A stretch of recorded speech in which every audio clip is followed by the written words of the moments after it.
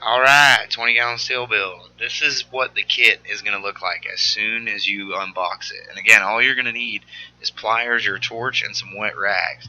So those are the collar and cap parts, the bottom, the body, and the cone, which is already soldered and pre-rolled with a bead in it for you to fit.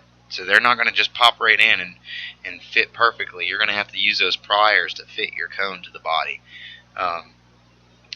So here we go. We're just going to cake our flux on. You want more is better than less with flux, because if you don't have enough, your solder isn't going to stick well, and you're going to have to go back and reflux and fix afterward.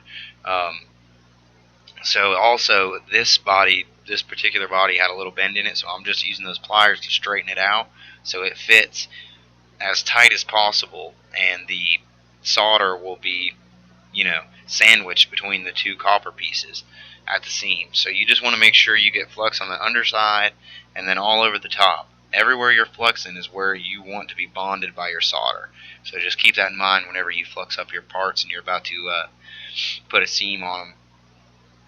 Also, it's going to be really important that you use those wet rags as wedges to keep the body where the seam is at 12 o'clock. If it's at any angle, it'll tend to, get drips and run down the side of the body, and that don't make it pretty still. So you got to be real careful and pay attention. If it starts bouncing around and stuff like that, just take a second and let it calm down before you drop solder on it and it just runs all over the place.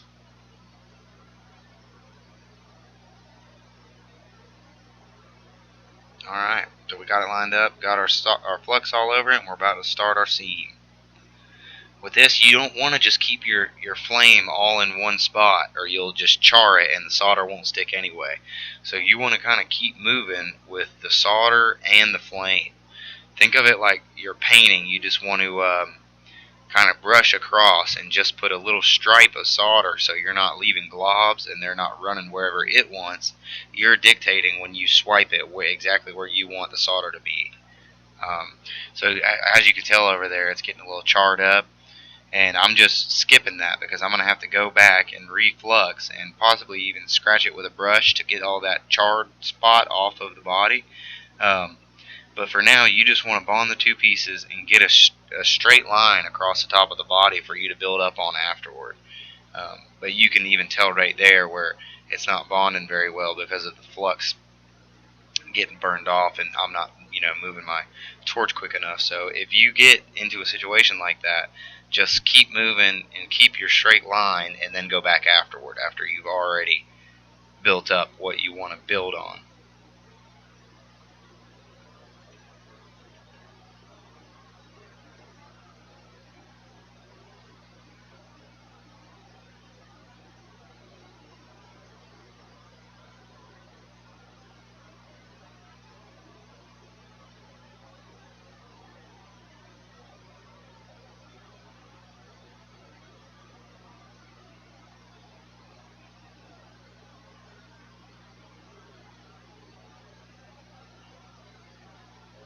You can see how the solder is flowing up under the seam. That's what you want in the majority of it. You can test that after you've soldered your line like this.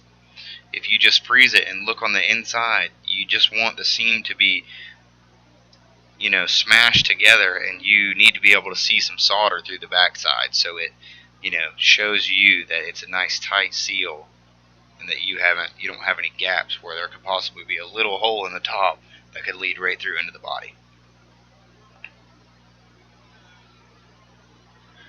And right here, I'm just roasting the solder up, getting it to melt, and then squeezing it back together to prevent what I was just talking about, holes that can lead right through easily.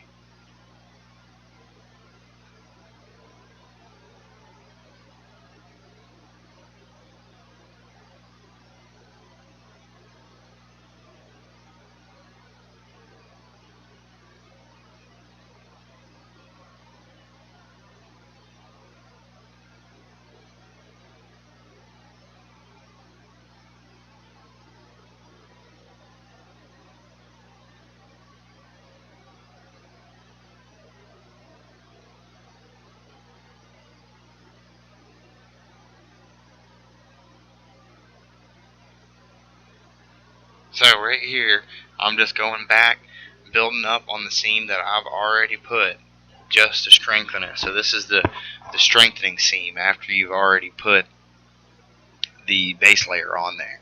And when you're building up like this, you want to make sure that you don't have two layers. If you can see lines going across the middle where it looks like one part cooled on top of the bottom part, that won't cut it. You need to make sure that it's all a solid, thick bead across the top of the body. This is where the rag's going to come and be an important part of this, because when you're building up on top of solder like that, a little bit too much heat and it'll all fall through. So you want to make sure that's soaking wet, and I always start out just placing it right up against the seam, and then if it takes too much heat to get it to build up how you want, then you just push it back a little bit with the torch tip. If it's falling through still, just pull it a little bit further closer or add a little more water. But that's going to be the ticket to getting a nice thick seam on there without spending hours and having a headache at the end of it.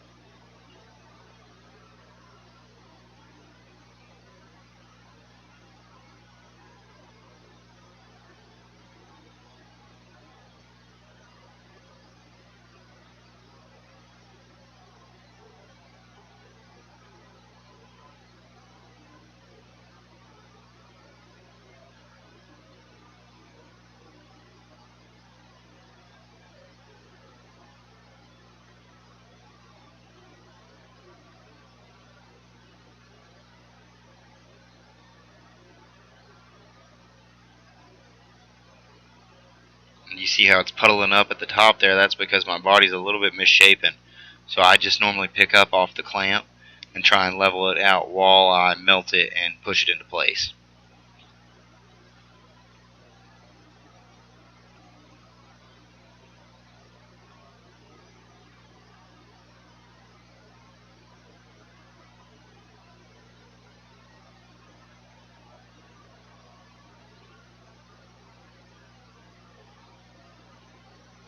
Okay, we're done with the seam. Make sure that it's good from the inside. Now we're going to get ready to do the bottom. I'm just trying to shape it and make sure it's nice and round. And then you're just going to place the bottom in there. It's going to be kind of a tight fit, which you want it to be. So you'll just push it down. There's a little lip down there, and you'll feel it pop into place. And then you'll just put your flux all caked into the bottom. You really need to pay attention to the corner, because that's where you're going to want the most strength to be.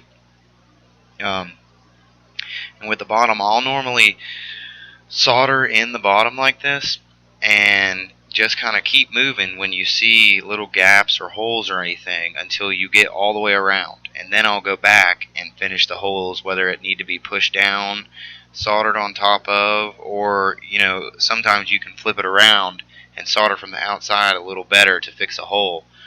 So the most important part of this is just leak test, leak test, leak test, and guarantee yourself that there's not going to be a little hole or that there's not anything that you could have missed. So that's why I say run around one time and then check afterward, and then maybe even check one more time after that, after the second leak test, to just guarantee yourself that you've done a good job in making a nice solid seam. It's best also to do this on a concrete floor, or obviously something that's not going to burn up under the pot.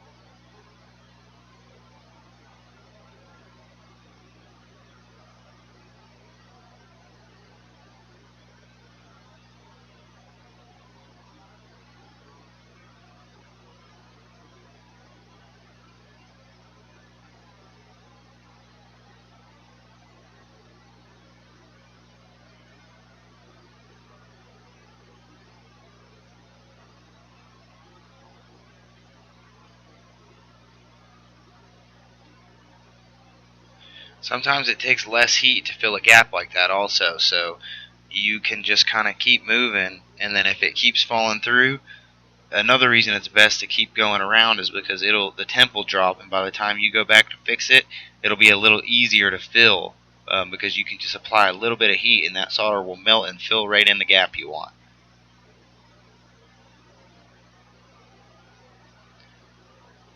Now when you get to that part, which is the front body seam at the bottom, you just want to move past it as fast as possible. You're not going to do it without opening it up. It's just nature of the beast. But you just want to move past it and make sure that your bottom seam is good right there. Also, as you can see just there, it popped up a little bit. Most of the time when that happens, I'll put my solder on the bottom and then on the wall behind it, and then either press the bottom down, and a lot of the times it'll pool up on top after it's pressed to the floor because the metal is just flexing under the heat. Um, or then you can know exactly what size hole you need to fill and lay your solder in as necessary.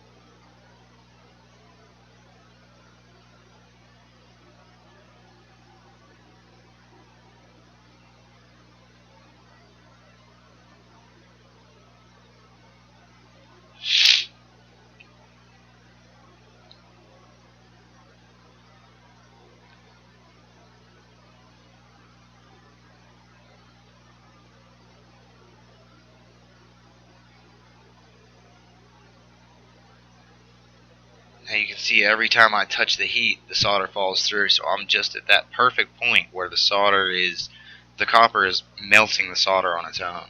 So that's what I mean when when I say you got to play with it, and sometimes just skip over and come back.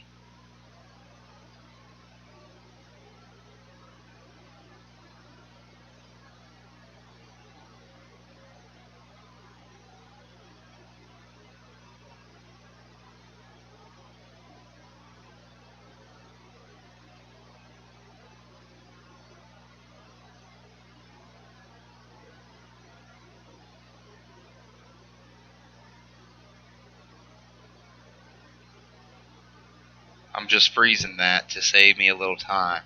And that's something that I do recommend y'all have with you when you go to build these. I just took a nail and popped a hole in the cap of a water bottle. It's worth it.